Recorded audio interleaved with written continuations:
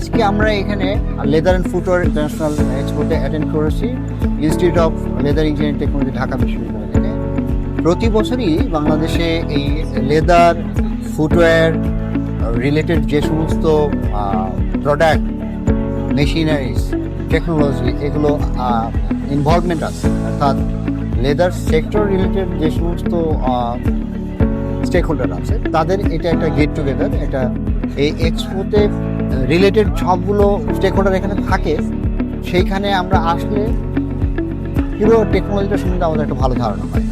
এটা একটা বড় উদ্দেশ্য হলো যে আমরা যারা লেদার ইঞ্জিনিয়ারিং পড়াশোনা করছি বা ফুটওয়্যার ইঞ্জিনিয়ারিং বা লেদার প্রোডাক্টস ইঞ্জিনিয়ারিং পড়াশোনা করছি, তাদের জন্য এটা একটা চমৎকার একটা এক্সপো, যেখানে আমরা পুরো বিষয়টা সম্বন্ধে একটা কমপ্লিট ধারণা দেব। সেখানে একটা ফুটওয়্যার ম্যানুফ্যাকচারিং কী কী বিষয় অ্যাসোসিয়েটেড আছে, কিন্তু এখানে এসে আমরা নতুন নতুন ভ্যারাইটি, নতুন নতুন টেকনোলজি, নতুন নতুন মেশিনারিজ আমরা এখানে দেখতে পাই, যেগুলো দেখে আমাদের স্টুডেন্ট বা আমরা সবাই আবার নিজেদেরকে তার সাথে আপডেট করে নিতে পারি। তো প্রতি বছরই এই ফেয়ার হয় এবং প্রতি বছরই আমরা এখানে অ্যাটেন্ড করি।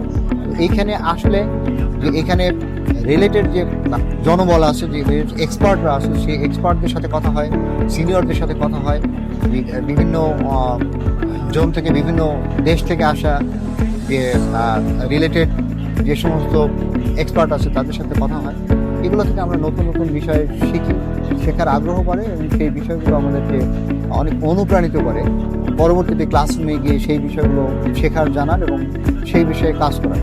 আমাদের রিসার্চ অ্যান্ড ডেভেলপমেন্টের ক্ষেত্রেও এটা আমাদের অনেক হেল্পফুল হয়, কারণ আমরা এখানে যে বিষয়গুলো দেখি সেই বিষয়গুলো অবচেতন মনে আমাদের ভেতরে কাজ করে এবং সেইগুলো ভিতর থেকে সেই বিষয়গুলো আরও বেশি জানার একটা আগ্রহ তৈরি হয়।